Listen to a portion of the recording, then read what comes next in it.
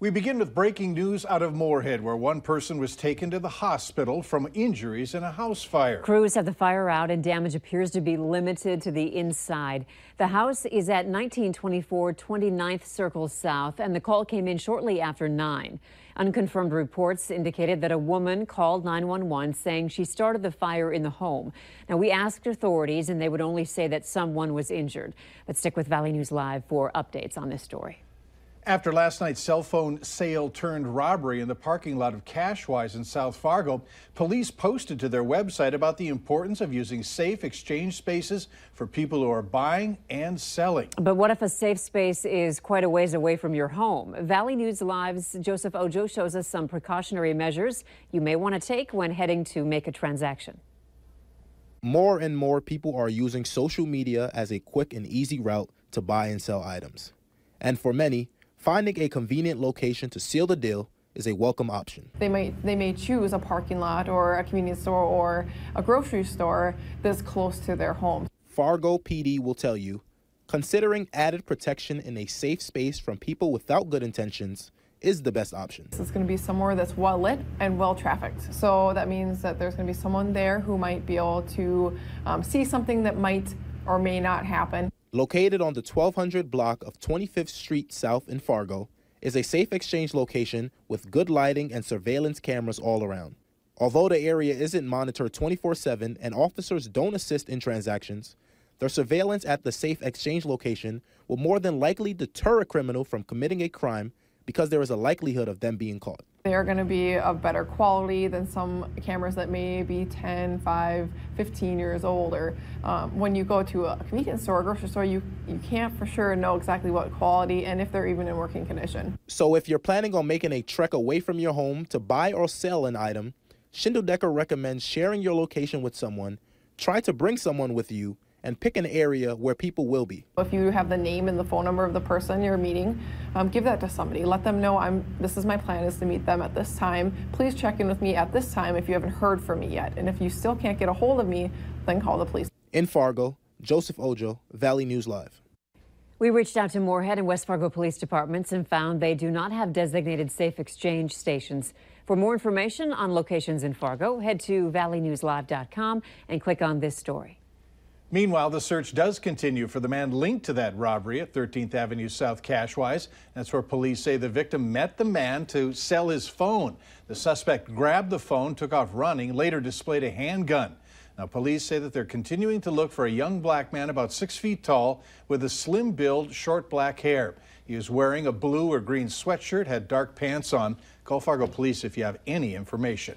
Tomorrow is the first day of spring, but it's still March, and that means rain and snow. That stuff we've seen today isn't so out of the ordinary. Hutch, should we expect it to continue overnight? It looks like many of us will see snowfall continue through the overnight hours, for some of us into the early hours on Tuesday. Right now we have a band of snow along the Highway 2 and Highway 200 corridors between Fargo and Grand Forks. Some light accumulations are starting to take place in the FM area on sidewalks, but temperatures still holding just above freezing for now. Once they dip below, like they are in the Devil's Lake Basin, snow will accumulate a little quicker. The best chance of snow will be between now and say 3 to 4 a.m., while a few in our northern and eastern counties see it continue into the morning. More snow in your Tuesday forecast for the first day of spring. I'll have details on that in a moment. Okay, thanks, Hutch. You bet. A lot of people look to social media for help as opposed to putting up flyers when it comes to a missing dog. With the possibility of paying steep fines if your pet is picked up by the pound, online interaction is leading to fast results. Valley News Team's Veronica Marshall has more on how social media is reuniting pets and their owners. Veronica? So I spoke to a Fargo animal control officer who told me about spring fever for pets. As it gets warmer, your furry friends are anxious to get outside and explore, with or without you. If your pet does get out and get lost, one way to improve the odds they'll come home is through social media. Amy Miller found a cat huddling by her front door back in December. As a pet owner, she knew it was too cold to leave him outside. After bringing the cat in, Amy posted pictures of him online using the Nextdoor app and also on Facebook, hoping it would help his owners find him. The Nextdoor app made sense because he's in our neighborhood, I assumed. I'm hoping he didn't go very far. And from there, I was like, well, Facebook, because you never know if I might know somebody who knows his or her owner. A woman I've never spoken to messaged me on Nextdoor and said, hey, I think this is so-and-so's cat. So many people are on their phones or their tablets or their computers or whatever throughout the day that it's funny how instantly we see so many of these pets get reunited with their owner. Just hours after posting, it was a happy ending for Sammy the cat, who is reunited with his family. Administrators for the FM Lost and Found Pets and Personal Items Facebook group says, thanks to the page's more than 19,000 members, reunions like this can happen in minutes. All right, thanks, Veronica. Fargo animal control officers say the best thing that you can do if your pet is missing is to post about it online.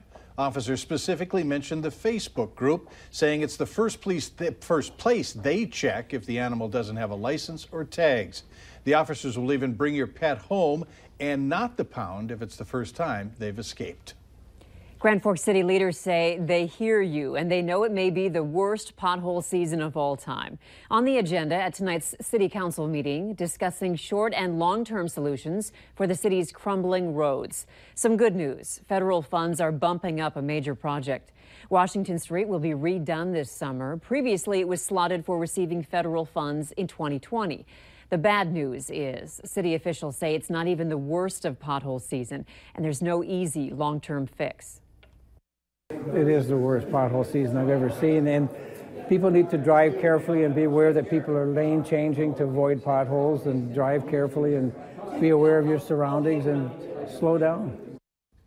The city is experimenting with different pothole solutions. We'll have more on this story coming up tomorrow on Valley News Live. Studies show school counselors can maximize student success, but Minnesota's average student-to-counselor ratio is one of the worst in the nation at more than 700 students per one school counselor.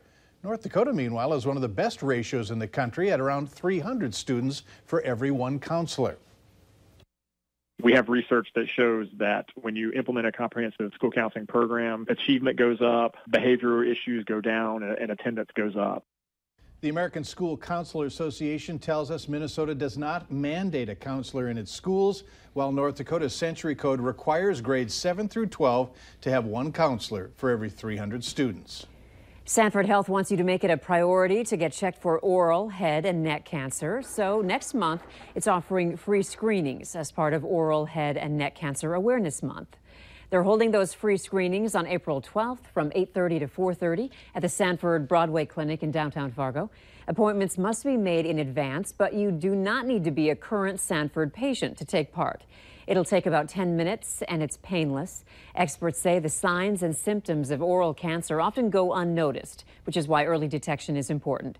We have more information on our website, valleynewslive.com. It's the worst thing that could have happened to the idea of driverless taxis. What happens now that someone was accidentally killed? Later on Valley News Live at 10. Up next, find out who's more likely to shop online, men or women.